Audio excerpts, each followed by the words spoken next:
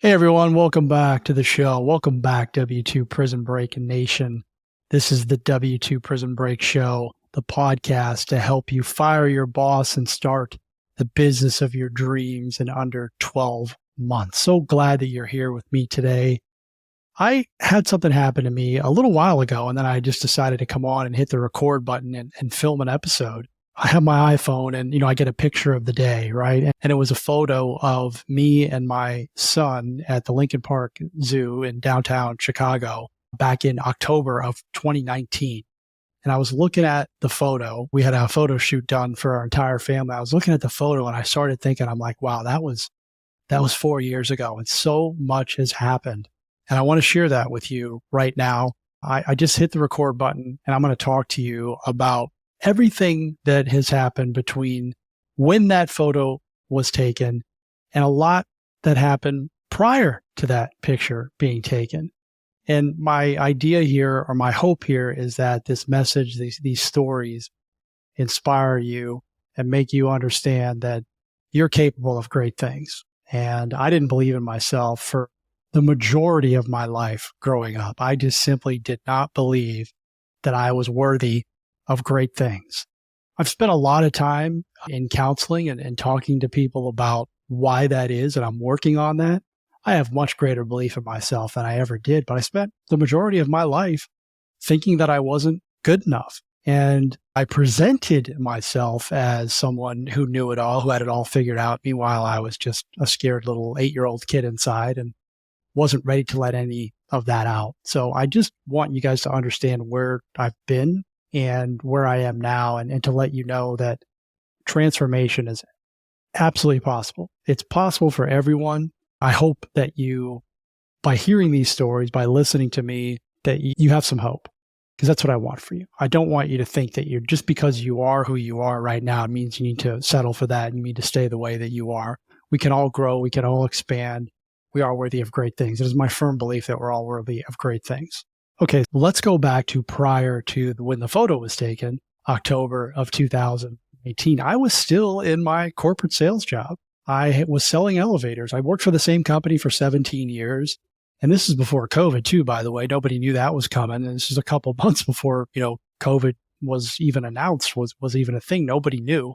I want to talk to you a little about being a dad. Like, my son was, 4 years ago. He was much smaller at the time. And I remember the first time I became a father. And for those of you who have kids, there's a moment right before your child is born where you do feel this change. It's about to occur. It's a major moment. I remember that I was sitting out in the hallway. I was ready to go into the delivery room, and I just said a little prayer, and I felt different, right? And I said, I hope they're okay, and please, I'm ready for this, and I'm gonna do the best job that I possibly can. Really hyping myself up, and from that moment in that hallway to when I walked into the delivery room, everything changed for me. I was no longer just responsible for me and my wife. Like, I got this little kid now, this baby that I got to take care of. I didn't know what the heck I was doing, and I figured it out. We figured it out, right? We had help, and that's really what life is all about. Like, you don't know what the heck you're doing half the time, but you figure it out, and you have help, and you ask for help. Being a parent is no different. No different. So I saw my father when I was young. I watched him fly all the time. He was traveling all the time for work, right? My mom didn't work. She worked part-time when we got older, but back then you could survive on one income. It was very feasible to have a one income family. That was my dad. He was traveling a lot, and I just thought that's what you were supposed to do, to put food on the table and pay the bills. And I missed him. I missed him a lot. I didn't see him a lot, right? Especially as he got more and more advanced in his career. And I look back now, and I watched the guy kind of flame out. Like, you could tell that he wasn't living his best life, and he just wasn't pleased, happy all the time. He would come home angry sometimes. And, I haven't talked to my father in over 5 years, and I don't mean this to slight him in any way. He might listen to the show. I don't know. If you are, Dad, I miss you. I love you. The door's always open, and I hope you're okay. But I just thought that that's what I was supposed to do when I got older, and I did the exact same thing. I mean, it's uncanny how we follow in our family's footsteps because that's what I saw. I thought that was normal. I thought my mom and dad's marriage was normal. I mean, they got divorced the minute we left high school, we left the house. And I knew it was going to happen. And then I had this vision of what a marriage was supposed to look like. And it's like we just repeat this stuff, right? We just repeat what we see. And I did the same exact thing. I got into a relationship that didn't work out. And I also got into a job that was just like my father's, traveling all the time. And that's what I thought you were supposed to do. And as a result, I'm missing my young son grow up because I thought, this is what I got to do to put food on the table. This is what I have to do to give him the best life possible. And then he started to get older. I would come home and he looked different. He's talking different. He's saying different stuff. Thank goodness that we have cell phones and we have, FaceTime and all these technology stuff. My dad didn't have any of that stuff. We would talk on the phone. Maybe he would call.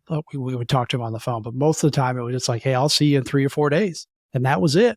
And I couldn't imagine what he was going through because I was small. We were young kids. Same thing with my son. I'd come home and he's looking different. He's got new words. And I remember feeling that, man, I can't do this. This is just not right. I got one kid, one shot to watch him grow up. And I am not going to spend my life regretting missing him so that I can make money. It's just a ridiculous way to think. And if there's people out there who are doing that, who are going through that right now, I just want you to know that there is a way out. I'm living proof of that. There is a way out. I thought that there was no chance, no way that I was going to be able to get out of that. I was going to work for this company until I was in my 60s, and I was going to be flying on airplanes. And as I got older, I'd be flying more and more and more international. I looked at my boss's boss, and I'm like, wow, that's going to be me. I'm just going to be old and tired and stressed out and, never being around and living out of a damn suitcase.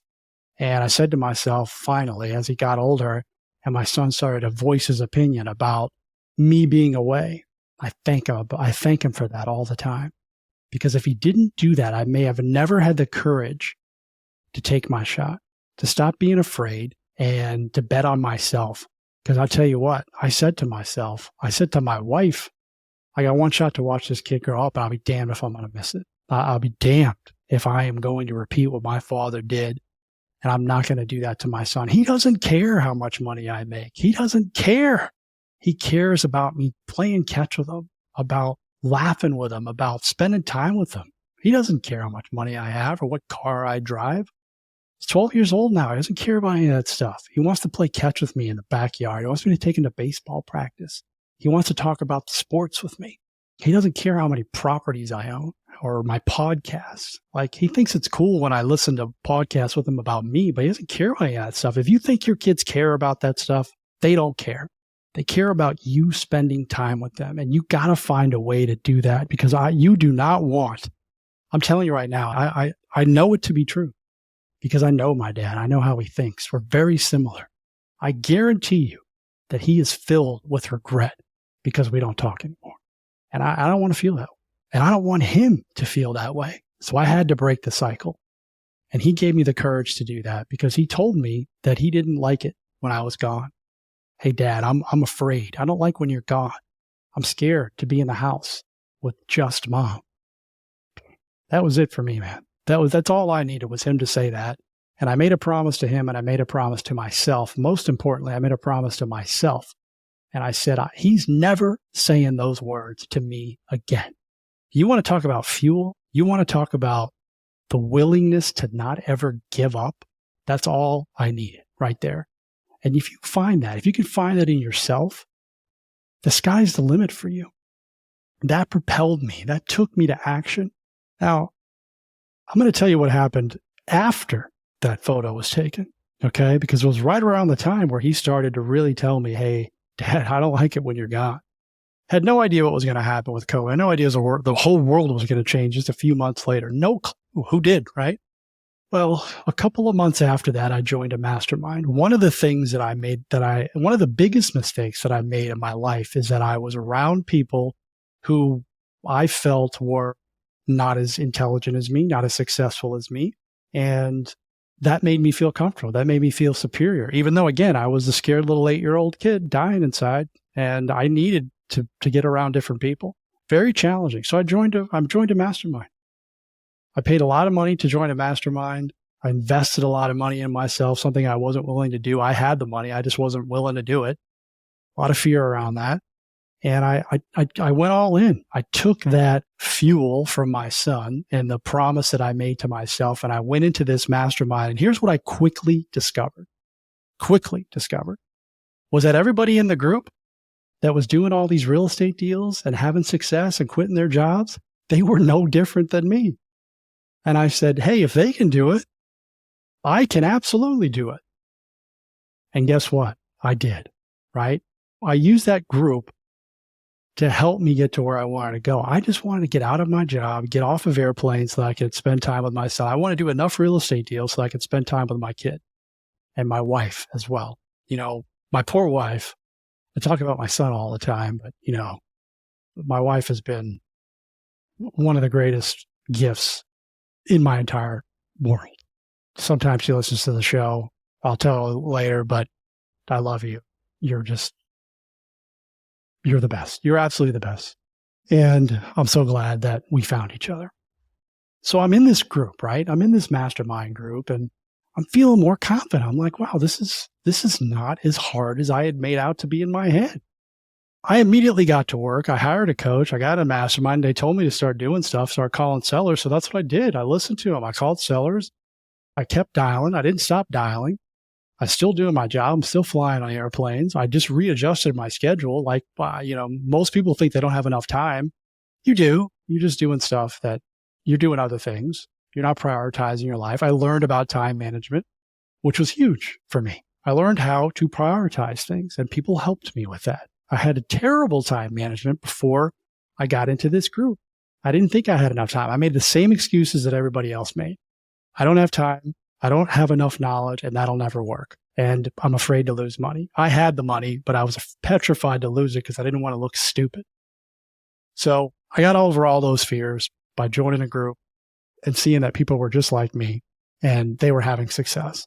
So I kept dialing. I was on the phone, right? I had that skill. I had to hone that skill because I'm in sales, and I had ability to call people, but I had to learn something new. And I did it, and I did it quickly because, again, I got this fuel behind me. The kid's never telling me again that he hates when I leave.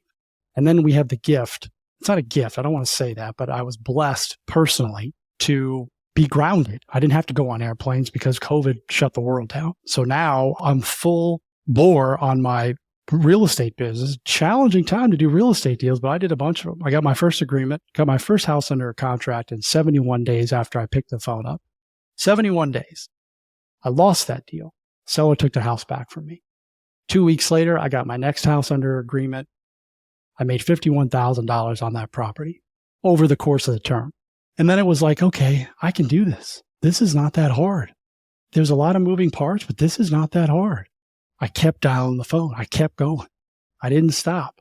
3 months later, I was able to close on 2 more properties. I passed the 6-figure mark.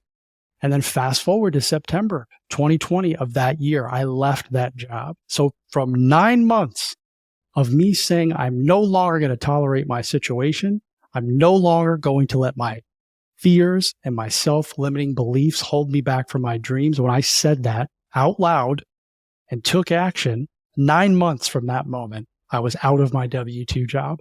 And then my real estate business took off because I went full time. I went full steam ahead. I scaled it up. I hired people. And then I got another 8 properties. I controlled $4 million worth of real estate. I'm at the top of this group now. Now I'm running mastermind meetings, and I'm speaking on stages, and I have a podcast. All these things happen. I'm being introduced to all these high-level individuals. All I wanted to do was do a bunch of real estate deals so that I could get out of my job. That's all that I wanted.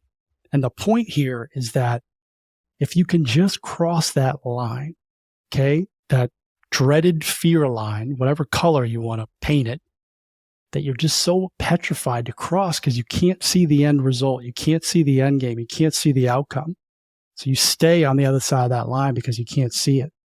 if you just have the courage, if you just have the ability to step over that line and stay over that line and continue to put one foot in front of the other and keep going and keep going and keep going. It's been 4 years.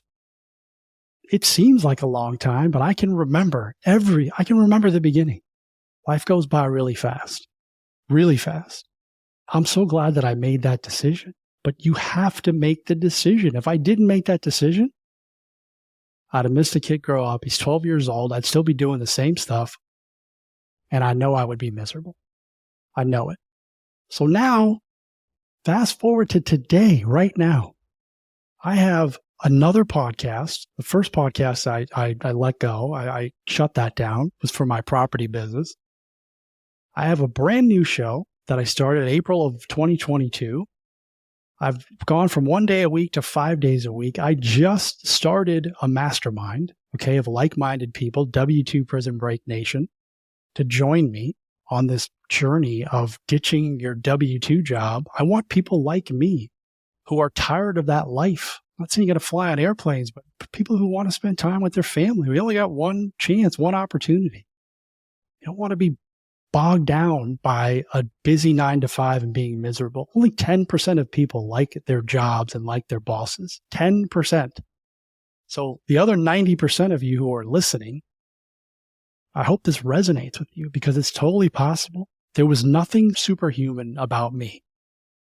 I just got to the point where I was sick and tired of being sick and tired, and I got around people who could help me. I'm taking credit for this. I did the work. There is no substitute for that. You can't just coast through this, okay? The reason I got to the top of the group was because I did what other people weren't willing to do. I worked. So I'm not going to ever give you the illusion that this stuff is easy. Being your own business owner, being a real estate investor, opening your own business, leaving your job, this is not easy stuff. And I'm never going to say that it's easy. It's challenging, but wow. The rewards are so much greater than going in every single day and having to be told what to do. Can I please go on vacation? Can I please have this day off? There's nothing more, like the money is nothing compared to that time freedom and just the empowerment of being able to run your day and not have your day run by you. I can turn this show off right now. I can hit the end button and I can go talk to my wife for the rest of the day. It's 3:00 in the afternoon. My son's going to be home in like 5 minutes. I could decide not to do anything for the rest of the day. I get to decide that, and I don't have to ask anybody's permission. And there is nothing more powerful than that, if you're asking my opinion. I hope that this message really inspires you. I hope that this episode of my stories, and I'm going to do more of this. I told you a couple of weeks ago when I said I was going to go to 5 days per week, that I was going to share more of my journey, because I don't want any of you listening to think that, hey, this guy's had it figured out his whole life. No, I have not. I've figured it out recently, and I'm still trying to figure it out. And I'm going to continue to try to figure it out so that I can bring all of that to you, because I want the same for you. I know what it's like to live that life of feeling like you're trapped and you are in a literal prison. Hence the name W2 Prison Break. I didn't just think that was cute. That's how I felt. I felt like I was in jail and I was never going to be able to get out. And as I got older and older and made more money and accumulated more stuff, the worse it got. And I'm telling you, I was at the point where I was just in a bad spot. I was in a bad spot. And I'm so glad that these events occurred, that my son gave me the courage. My wife gave me the courage and supported me. I can't tell you how much she has supported me since the moment I met her, and how much my family has supported me. That's important. That's super important. And that's what I want to give back to everybody else. I want everyone else to understand who's listening out there that there is hope. I'm telling you, I felt like that I was going to be 62, 65, doing the same exact thing. Like, I'm stuck here. I'm just like my father, just like my dad. And I'm not, and you are not your parents. You have the ability to write your own story. You have the ability to change. You are worthy. You are capable. You are deserving. I believe in you. So if you don't think anybody else believes in you, trust me, I believe in you. I would not be sitting here talking to you, pouring everything I got into this microphone right now. unscripted. I don't even know what the heck I'm saying sometimes, but that picture, looking at that picture really, really got me to the point where, wow, so much has happened prior to that and after that. I want you to go out and make your life great. You deserve it. I'll see you on the next episode.